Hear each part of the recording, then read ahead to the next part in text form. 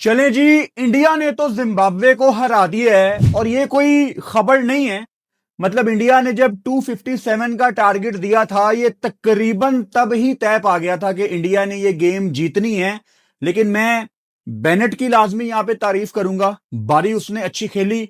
और Zimbabwe obviously आखिर में एक ऐसे टोटल पे फिनिश करता है कि आप कहते हैं कि चलो यार ठीक है, उन्होंने कोशिश थोड़ी बहुत की। लेकिन इतनी गलतियां आज भी जिम्बाब्वे की तरफ से हुई हैं। India by the way semifinal की तरफ अब तेजी से जा चुका है। इंडिया वेस्ट इंडीज को अगर हराती है तो काम बड़ा आसान हो जाता है। वो तमाम सिनेरियोस पे अभी मैं आऊंगा। कल इंग्लैंड और न्यूजीलैंड की भी गेम है। वहां इंग्लैंड अगर बड़े मार्जिन से न्यूजीलैंड को हराए तो इस ग्रुप का आखिरी मैच 28 तारीख को है, परसों, पाकिस्तान श्रीलंका का। तो हमें पहले से ही पता होगा कि पाकिस्तान को कितने मार्जिन से श्रीलंका को हराना है। लेकिन अगर कल न्यूजीलैंड जीत जाती है तो पाकिस्तान श्रीलंका का मैच एक फॉर्मेलिटी वाला मैच होगा। पाकिस्तान टूर्नामेंट से बाहर हो जाएगा। बहुत कुछ है डिस्कस करने के लिए आज। जिस तरह साउथ अफ्रीका ने वेस्ट इंडीज को हराया और वेस्ट इंडीज ने जैसे अपनी पुरानी गंदी क्रिकेट खेली, रिस्पॉन्सिबिलिटी का मुजाहरा नहीं किया। बहुत कुछ है डिस्कस करने के लिए। सबसे पहले इस मैच पे मैं आ जाता हूं। सिकंदर रजा जिम्बाब्वियन कैप्टन, आज दोबारा टेक्टिकल गलतियां थी। एक तो मुझे समझ नहीं आती कि किसने मशवरा दिया था जिम्बाब्वे को कि वो इस पिच के बारे में ऐसा सोचें कि ये टिपिकल चेन्नई का विकेट नहीं है। मतलब लिटरली सिकंदर रजा ने टॉस पे ये कहा कि this is not a typical Chennai wicket, यहां पे सीमर्स को थोड़ी हेल्प मिलेगी। इन्होंने ग्रेम क्रीमर अपने लेगी को ड्रॉप किया और मापूसा को खिलाया। लेकिन मजाल है कि एक बॉल भी जरा सा हिला हो। मतलब एक तो होता है ना, थोड़ा बहुत तो स्किल है यार। Blessing Muzarabani is a very good bowler. Richard Ngarava भी कर लेता है, सीम सीम पोजीशन अच्छी है उसकी। लेकिन एक बॉल भी नहीं हिला, यानी उन्होंने टोटल पिच को मिस रीड किया है। और जब मैंने 3-4 बॉलें देखी हैं, ऑब्वियसली ओपन करने आए थे आज संजू सैमसन और अभिषेक शर्मा। उस पर भी अभी मैं आऊंगा कि ईशान वन डाउन आए। यार इतना सीधा विकेट था, मतलब जिसको कहते हैं ना फट्टा विकेट।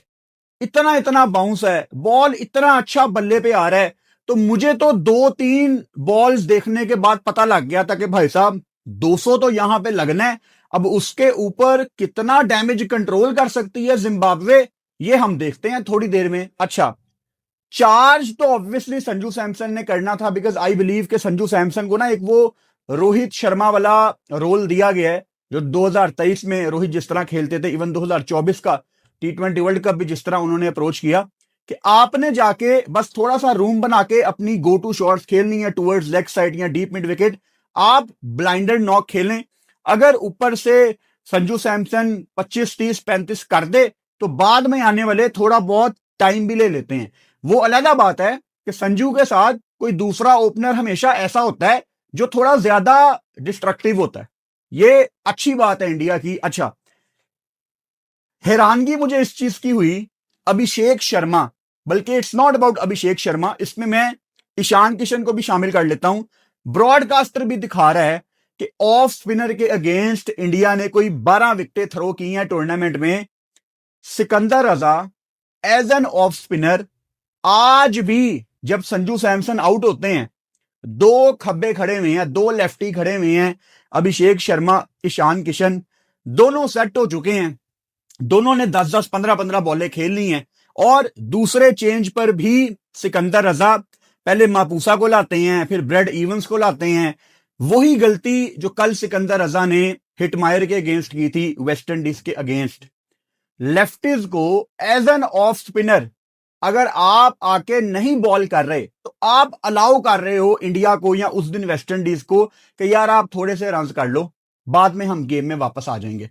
उस दिन हिटमायर के सामने भी रजा नहीं आए and he is the captain. मेरी समझ से बाहर है कि इतना लेट सिकंदर रजा खुद को क्यों लाए हैं। अच्छा, जब आए सिकंदर रजा, ऑब्वियसली हम उस टाइम लाइव बैठे हुए थे, आपने देखा कि पहले ओवर में 4 रन दिए, फिर इन्होंने बेनेट ऑफ स्पिनर दूसरे एंड से भी बाद में लेट जाके ऑफ स्पिनर लाए, उसने भी 3-4 रन दिए, यानी एकदम 3 ओवर्स में इंडिया का रन रेट बैठ गया था और रिलीज शॉट्स नहीं आ रही थी एंड एक विकेट आपको फौरन मिलता है ईशान किशन का। कितना मुश्किल था। मैं ये नहीं कह रहा कि अगर सिकंदर रजा थोड़ा पहले आ जाते या नए बॉल से बॉल करवाते, क्योंकि अभिषेक आया था ओपनर, तो जिम्बाब्वे ये गेम जीत जाती। नहीं, उनकी नीचे बैटिंग बहुत लंबी थी, हम ये नहीं कह सकते, लेकिन एक शुरुआत होती है ना, आप गेम को अप्रोच करते हो। प्लान गलती की है भाई साहब, प्लान था ही नहीं, विकेट को गलत रीड किया, टॉस जीतकर यहां पे पहले बॉलिंग करना, because India wanted to bat first. अब आई अंडरस्टैंड कि यहां पे ड्यू फैक्टर होता है, लेकिन यार आपको इतनी इंपॉर्टेंट गेम है जिम्बाब्वे के लिए, ऑब्वियसली आप टूर्नामेंट से बाहर हो सकते हैं, आप टॉस जीतकर हमेशा इंपॉर्टेंट गेम में बैटिंग फर्स्ट करते हो। सोच आपकी ये होती है कि हमने बड़ा टोटल बोर्ड पे लगाना है, और इतना सीधा विकेट था यार, मेरी समझ से बाहर है कि सिकंदर रजा या जिम्बाब्वियन डगआउट में किसी को ऐसा क्या दिखा है पिच के ऊपर कि किसी ने ये कहा है कि हमने एक एक्स्ट्रा सीमर डाला है क्योंकि इस विकेट में सीमर्स के लिए कुछ है। हमें तो नहीं दिखा भाई साहब। और जिस तरह की बॉलिंग, तौबा, उस दिन वेस्ट इंडीज के अगेंस्ट 254 रन करवा दिए, आज इंडिया के अगेंस्ट 256 रन, 2 मैचों में 250। ये तो शुक्र है ये रन कर गए आखिर में बेनेट की बदौलत, वरना क्या अभी भी इतना बड़ा गैप मौजूद है। एंड आई वांट टू से जिम्बाब्वे, आई एम डिसअपॉइंटेड। मैं इंडिया का नाम नहीं लूंगा, मैं वेस्ट इंडीज का नाम नहीं लूंगा, मैं साउथ अफ्रीका का नाम नहीं लूंगा। आई वॉज श्योर कि जिम्बाब्वे एक गेम सुपर 8 में लाजमी जीतेगी, लेकिन बहुत गंदी बॉलिंग की है, बहुत गंदी बॉलिंग की है। वो आज ईशान किशन का मुसाकीवा ने फिर कैच ड्रॉप कर दिया, वो बाद में उसने बड़ा अच्छा कैच सूर्या कुमार यादव का पकड़ भी लिया। ओवरऑल जिम्बाब्वे की फील्डिंग, जो कि ऑस्ट्रेलिया के अगेंस्ट उस दिन बहुत ज्यादा अच्छी थी, वेस्ट इंडीज के अगेंस्ट पहले 1.5-2 ओवर में ठीक थी, फिर लेट डाउन किया सबने। शायद मार्जिन हमें देना चाहिए कि ये जिम्बाब्वे के लिए एक नई जगह है सुपर 8, शायद बड़े टूर्नामेंट के बड़े राउंड का pressure, but this is not working for Zimbabwe. बहुत बहुत बड़ा गैप है जिम्बाब्वे और दूसरी टीमों के दरमियान। लेकिन मैं I am not that kind of guy जो जिम्बाब्वे को ये कहे यार आपके लिए बहुत अच्छा हो गया कि आप सुपर 8 में आ गए, यही बहुत है। नहीं यार, इससे भी बहुत कुछ अच्छा हो सकता था, सुपर 8 में आना काफी नहीं था। एंड आई एम श्योर कि सिकंदर रजा भी इस चीज से सेटिस्फाई नहीं होंगे कि यार हम सुपर 8 में आ गए हैं, बस यहां पे बस नहीं होगी, आगे भी बड़ा कुछ हो सकता है। और शायद उन्होंने बड़ी कोशिश भी की, लेकिन एग्जीक्यूशन कहीं पे नहीं हो सकी। अब इनकी टीम में सबसे क्वालिटी क्रिकेटर तो सिकंदर रजा है, ऑब्वियसली दुनिया भर में लीग्स खेलते हैं।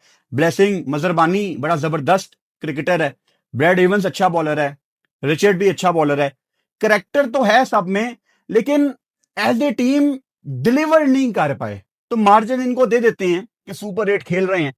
इंडिया की बैटिंग पे आ जाते हैं। अभिषेक शर्मा ने आज 50 किया है 192 के स्ट्राइक रेट से, लेकिन जितना मैंने अभिषेक शर्मा की क्रिकेट को देखा है, जितना मैं उसके माइंडसेट को समझता हूं, ये 50 करने के बाद भी आई डोंट थिंक सो कि अभिषेक शर्मा अंदर से सेटिस्फाई होगा।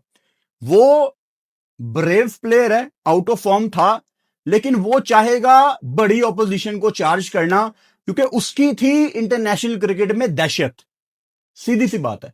अब वर्ल्ड कप में डक्स आ गई, मोहम्मद आमिर ने कुछ बोल दिया, लोगों ने ट्रोल कर दिया, that's all outside noise. Abhishek Sharma at the end of the day एक दलेर प्लेयर है, और वो दलेरी के साथ ब्रेव होके क्रिकेट खेलना चाहता है।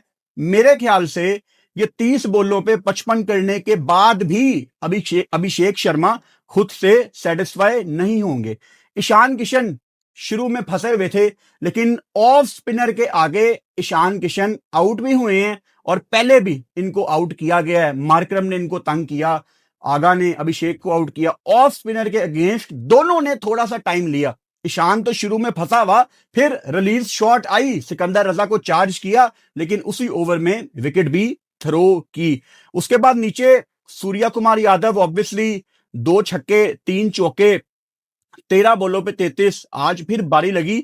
लेकिन मैंने अगर किसी की बारी एंजॉय की है ना, हार्दिक पांड्या तिलक वर्मा की आखिरी पार्टनरशिप, लेकिन उसमें जो तिलक वर्मा के शॉट थे यार, वो देखने का बड़ा मजा आया था।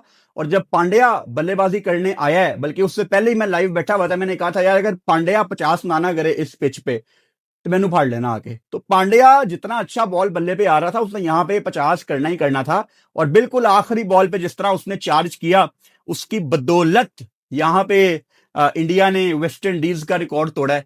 T20 वर्ल्ड कप की हिस्ट्री में सबसे ज्यादा टोटल श्रीलंका का है 260, जो उन्होंने 2007 में कीनिया के अगेंस्ट किया था।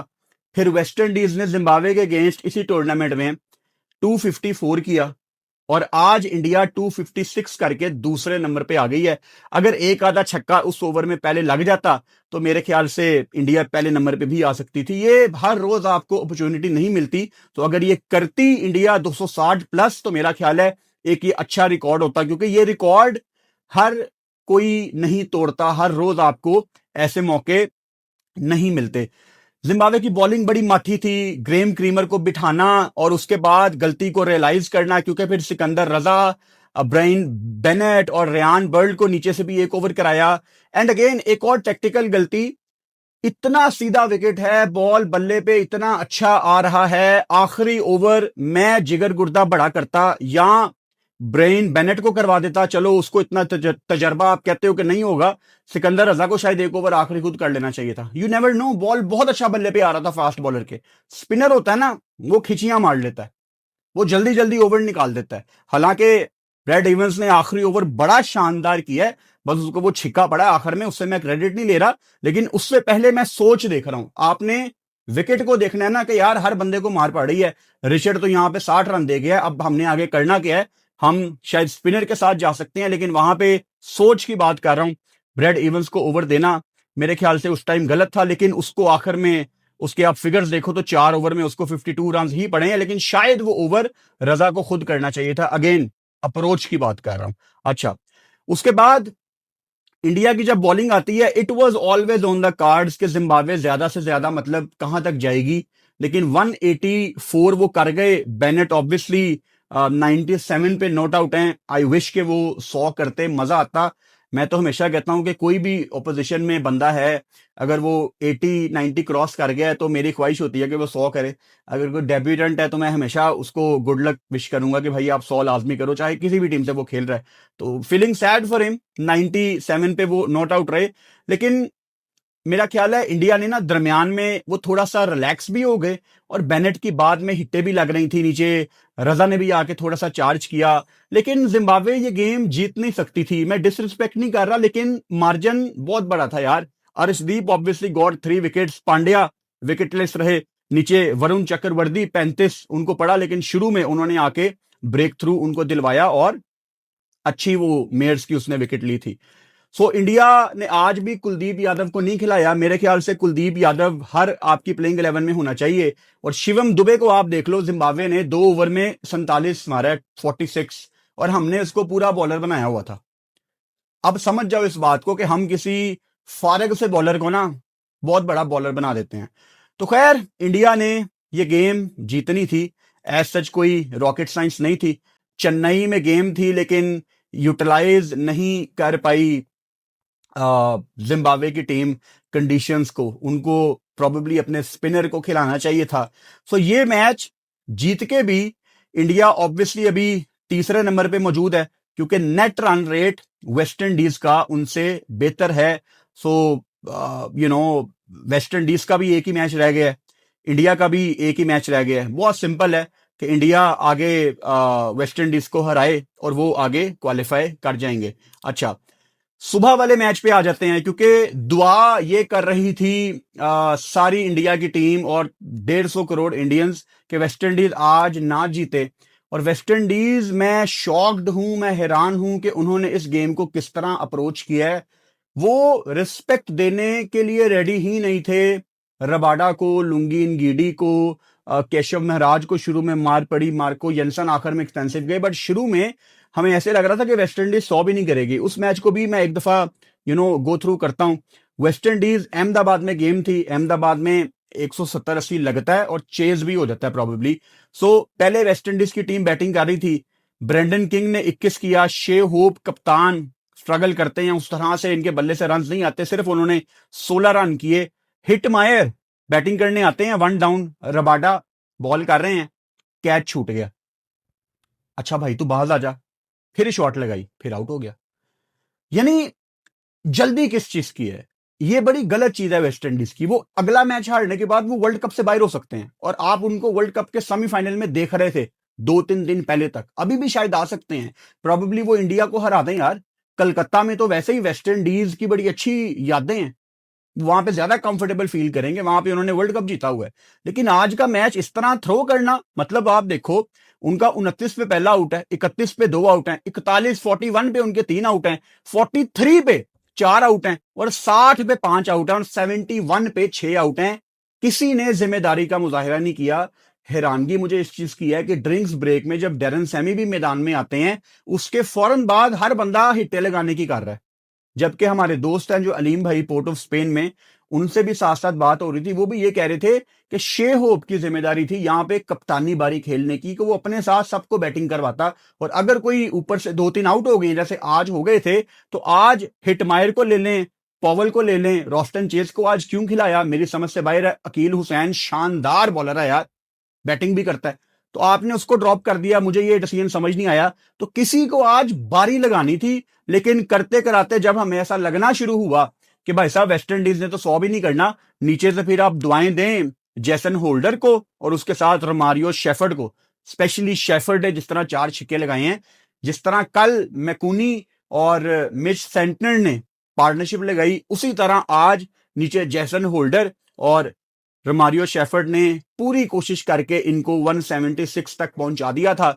लेकिन फिर साउथ अफ्रीका इतनी हार्ड आती है, इतनी हार्ड आती है कि उन्होंने वन साइडेड गेम जीती। 16.1 ओवर्स में उन्होंने 177 चेस कर दिया, and probably it was Markram versus West Indies. 6-7 actually चौके, 4 छक्के, 46 बॉलों पे 82, मार्करम 1 मैन शो। हाँ, नीचे से चिप इन किया क्विंटन डिकॉक ने, उन्होंने भी ऊपर से चार्ज किया, फिर नीचे रेयान रिकिल्टन ने 28 बॉलों पे 45। बहुत ही आसानी से वेस्ट इंडीज ये गेम थ्रो करके चली गई है। तो वेस्ट इंडीज ने अपने पांव पे कुल्हाड़ी मारी है। Markram obviously man of the match थे, और उनके अलावा कौन ही होता। और दूसरी गेम में पांड्या, बिकॉज बड़ी जबरदस्त उन्होंने बारी लगाई थी अभी जिम्बाब्वे के अगेंस्ट। वेस्ट इंडीज को आज के मैच हारने का कितना नुकसान होगा ये इनको पता लगेगा आगे जाके, लेकिन बहुत ही मीडियोकर अप्रोच थी आज वेस्ट इंडीज की। प्रॉबेबली बहुत लाइट ले लिया उन्होंने साउथ अफ्रीका को कि हम इनको पकड़ लेंगे। कल बहुत बड़ी गेम है। इंग्लैंड दुआ करो कि बड़े मार्जिन से न्यूजीलैंड को हराए। आपके सामने कल रात को एक सिनेरियो आ जाएगा कि अब पाकिस्तान को या तो इतनी विकेटों से हराना है या इतने ओवर्स में इतना टारगेट मिले तो चेज करना है। कल रात को सारे सिनेरियो आ जाएंगे। तो कल पाकिस्तानियों सारे काम छोड़ के इंग्लैंड और न्यूजीलैंड का मैच देखना। कल एक ही गेम है 6:30 बजे, और आपको पता है 5:30 मैं लाइव आ जाता हूं। तो इंशाल्लाह ताला कल लाइव में आपसे 5:30 मुलाकात होती है। Good night.